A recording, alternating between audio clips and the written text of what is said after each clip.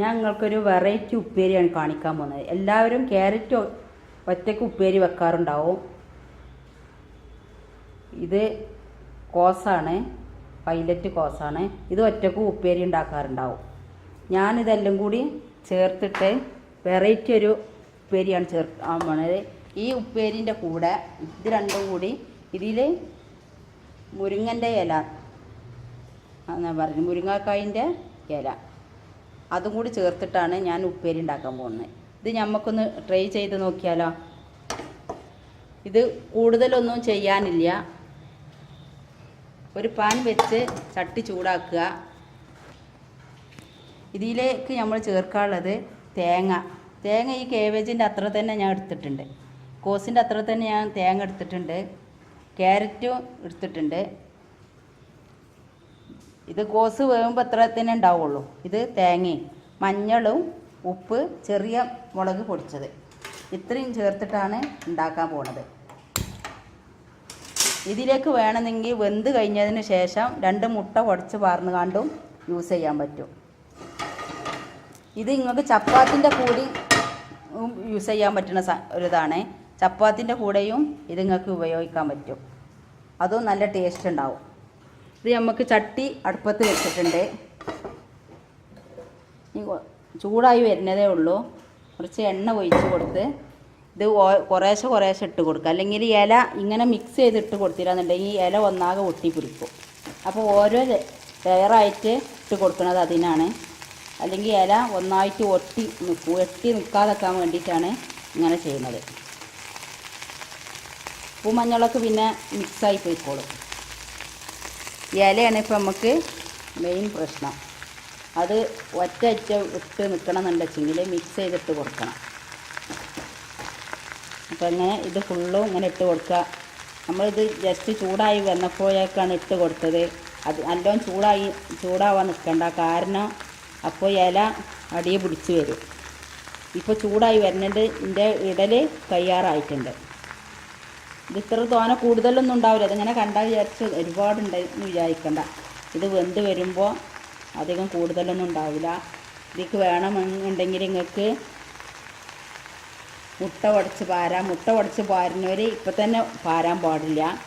Just അത് എല്ലാം കഴിഞ്ഞതിൻ്റെ ശേഷം ഒഴിച്ച് കൊടുത്താൽ മതി. ഇതിൽ അത്യാവശ്യം എണ്ണ ഒഴിച്ച് കൊടുക്കണം. അല്ലെങ്കിൽ ഇത് ടേസ്റ്റ് കിട്ടില്ല. ഇനി ഇത് ടേസ്റ്റ് നോക്കിയിട്ട് മുളകൊക്കെ വേണമെന്നുണ്ടെങ്കിൽ ഇട്ട് കൊടുക്കുക. ഇനി നമുക്കിത് നല്ല വെള്ളം ഒന്ന് മൂടി വെച്ച് വേവിച്ചാൽ മതി. വെള്ളമൊന്നും ഒഴിച്ച് കൊടുത്തിട്ടില്ല. വെള്ളം നമ്മൾ മുരിങ്ങ ഒരു ഓട്ടപാത്രത്തിലേക്ക് വാർത്ത് വെച്ച അതിൽ നിന്നുള്ള വെള്ളം ഉണ്ടാവുള്ളൂ. അതും നല്ലോണം വലിഞ്ഞിട്ടുണ്ട്. പിന്നെ ഗ്ലാസിൻ്റെ മൂടി കൊണ്ടായാലും മൂടിയിട്ടുണ്ടെങ്കിൽ വെള്ളം അതിൽ ഊറി വരും.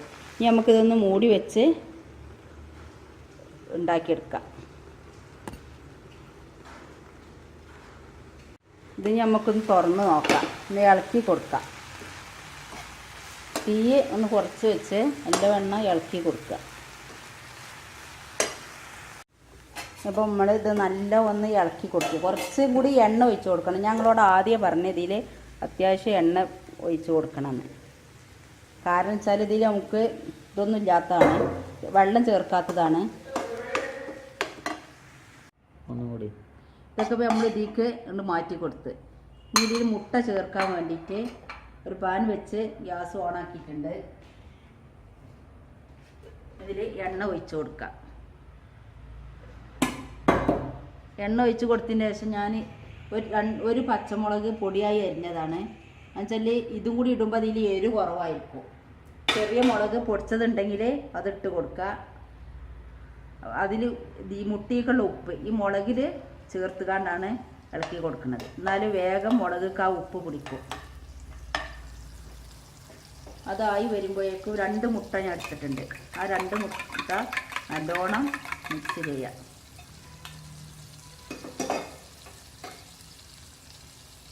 ഇത് ഒന്ന് നല്ലോണം ആവട്ടെ. എന്നുവെച്ചാലും മറ്റേതൊക്കെ വെന്തതാണ്. ഇത് ഇനി അധികം വേകാനാവില്ല, വേകേണ്ട ആവശ്യമില്ല. അപ്പോൾ ഇത് ഉപ്പും മുളകും കൂടി ആയാൽ മുളകൊക്കെ ഉപ്പ് വേഗം പിടിക്കും ചെയ്യും. നല്ല സോഫ്റ്റായി കിട്ടും ചെയ്യും. ഇനി ഇതിലേക്ക് നമുക്ക് ഈ മുട്ട ഒഴിച്ച് കൊടുക്കാം.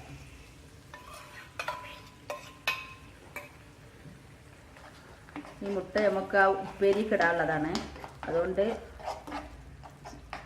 നല്ല ചിക്കി എടുക്കണം.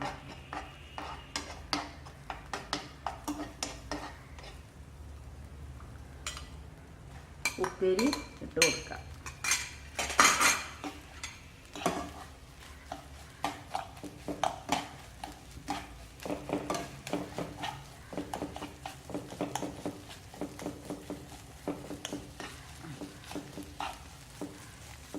തേങ്ങ വേണമെങ്കിൽ ഇനി നിങ്ങൾക്ക് ഇതിലേക്ക് ചേർത്ത് കൊടുക്കാം. ഇതിലേറെ കൂടുതൽ വേണമെന്നുണ്ടെങ്കിൽ മുട്ട 2 ചേർത്തിട്ടുള്ളൂ. അത്ര ഇതിലേക്ക് 3 മുട്ട വരെ ചേർക്കാതെ ഉണ്ടാക്കാൻ പറ്റും. ഞാൻ പിന്നെ രണ്ടും ഇതിൽ നിന്ന് പകുതി എടുത്ത് വെച്ചിട്ടുണ്ട്. ചേർക്കാത്തത് നിങ്ങൾക്ക് കാണിച്ചു തരാൻ വേണ്ടിയിട്ട്.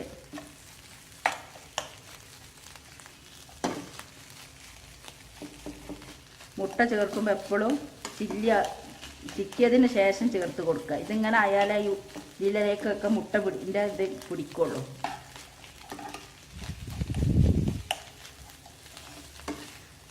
തേങ്ങ ചേർക്കുമ്പോൾ മിക്സിയിൽ പൊടിക്കേണ്ട ആവശ്യമില്ല.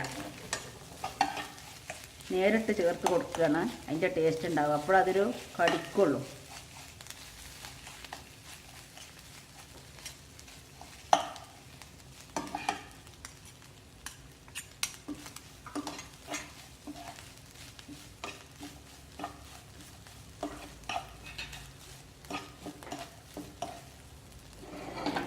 ഈ പൊരിയൽ ഇവിടെ റെഡി ആയി കഴിഞ്ഞു.